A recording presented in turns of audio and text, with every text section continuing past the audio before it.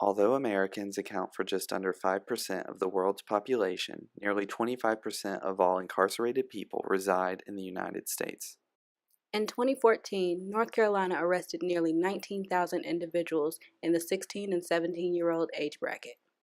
North Carolina is one of two states that automatically prosecute a child, 16-year-old, that's a child, one of two states that prosecute children, 16, 17, automatically as adults, no matter how minor the offense is. Jailed and imprisoned youth in North Carolina are currently subject to the same rules and consequences as adult inmates. The use of solitary confinement is no exception. Solitary confinement is most often used as a punishment for breaking prison rules. Infractions that could lead to punishment by solitary confinement include failing to clean living quarters, failing to maintain personal hygiene, possessing too many postage stamps, and directing disrespectful gestures or language towards prison staff. When you're in solitary confinement, it's 23-1. You spend 23 hours locked up. You get, and by law, my understanding is they should be allowed an hour free time, which In addition, 16 and 17-year-olds in adult facilities are more likely to be physically or sexually abused and more likely to commit suicide. As a result, youth are routinely placed in solitary confinement for protective purposes. Under this system, a victim of frequent sexual assaults could face the same treatment as a frequent perpetrator of sexual assaults. The need to use a disciplinary tool to protect our 16 and 17-year-olds suggests that youth do not belong in an adult criminal justice system. so a child or an adult could be in DDU for a period of time, and often that period of time with kids will be up to months, which is horrific in my mind. I mean, I would go in every week and I would see those children deteriorating, you know. The only kind face, sometimes some of the officers were pretty good with them, but oftentimes, you know, they're officers that shouldn't be officers. Um, so they, you know, I would see over time, because some of them would be in there so long, I would see their mental and physical well-being deteriorating. They Side effects of solitary confinement on youth include visual and auditory hallucinations, hypersensitivity to noise and touch, insomnia and paranoia, uncontrollable feelings of rage and fear, distortions of time and perception, increased risk of suicide, and post-traumatic stress disorder, PTSD. In some North Carolina facilities, youth may experience longer periods of solitary confinement beyond the typical 23-1 limit. That was it, that they did not let the children out during on weekends. So those kids would be in custody in that cell for 48, 72 hours straight, from whatever time they got out on Friday afternoon till whatever time they finally got out on Monday. So they would be just in a terrible state of mental and emotional well-being. And that's when kids would start yelling and screaming and beating on the doors. And in fact, then they'd actually incur more infractions for something that should have never happened to them anyway. So did you notice like the changes in youth as they were being held in the solitary confinement? It was horrible. That's why I said it haunts me to this day. Solitary confinement can also have long-lasting and devastating effects, including trauma, psychosis, depression, anxiety, and increased risk of suicide and self-harm. Youth are at a particular risk for these side effects because of their developmental vulnerability. Juveniles in an adult facility are 36 times more likely to commit suicide than those placed in juvenile detention. Furthermore, juveniles are 19 times more likely to commit suicide when placed in solitary confinement.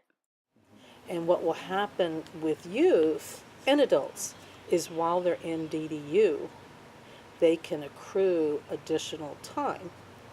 For example, the kids, they'll talk to each other, you know. That can be a violation. So if they get a violation while they're in there, they can add time. If they yell and curse at the officer, which you can imagine, they're kids, they're locked up. Some of them are starting to, just be beside themselves, and they don't have anything else they can do but cuss or scream or beat on the doors. I mean, it's just kind of, as a human being, I'm sure I'd probably do the same thing, being locked up like that. But sadly, when they do that, they add time to their time in DDU. What's the longest period of time that a young person could be held in the solitary confinement? As long as they deem this child or adult has, based upon their whatever action put them into DDU, and then whatever infractions they incur while they're in there. What do you think we can do to change the use of solitary confinement for youth in the prison system? It would take legislation. North Carolina's Department of Public Safety ended the use of solitary confinement on youth in state prisons on June 15, 2016. However, county jails continue to practice this disciplinary measure. Criminalized youth receive punishment rather than rehabilitation. Upon release, youth are challenged by an array of collateral consequences that limit their opportunities. As a result, these youth are more likely to commit future offenses. That criminal record is the most damaging thing there is. To try to get a job when you have a criminal record is only going to keep people caught in that cycle of jail and, that vicious cycle. One of our adults, and I can still remember his name, Stanley, I won't give the rest of it because I was just so heartbroken over what his situation was. This is while I was the director of the drug court. Stanley, we put Stanley, or got him into the CPCC HVAC program. And Stanley was a very tough looking dude. He was very dark African American man, and he had a scar right down the side of his face from a knife fight. See, the people, the minute they see that long scar, they know he's been into something, So Stanley, he was the #1 student in CPCC's HVAC 1 class. The teacher said he showed up early, he stayed late, he helped as much as possible, got the highest scores, everything. Well, CPCC helps place the students in jobs. Nobody would hire Stanley. What ended up happening is that Stanley was able to get on as a temporary worker somewhere. He was so happy. He was so happy. And my heart just broke because it shouldn't have been. The collateral consequences of a criminal record include diminished access to employment, housing, higher education, and more. In the face of these consequences, young offenders are incentivized to continue committing crimes. And the kids know. They know that now that they have that criminal record, why bother? They just give up. Why should I try to get a good grade? Why should I be getting my GED? What does it matter? I'm not going to get a job. That criminal record, it's such a severe obstacle that even the strongest in person, to overcome that, is beyond disheartening. And to think that this is a child that's only 16 or 17 years old, they committed some minor offense, and they're going to pay for it for the rest of their life. North Carolina is one of 2 states that automatically prosecute 16 and 17-year-olds in the adult criminal justice system, but North Carolina is the only state that prevents all 16 and 17-year-olds from transferring their case to juvenile court.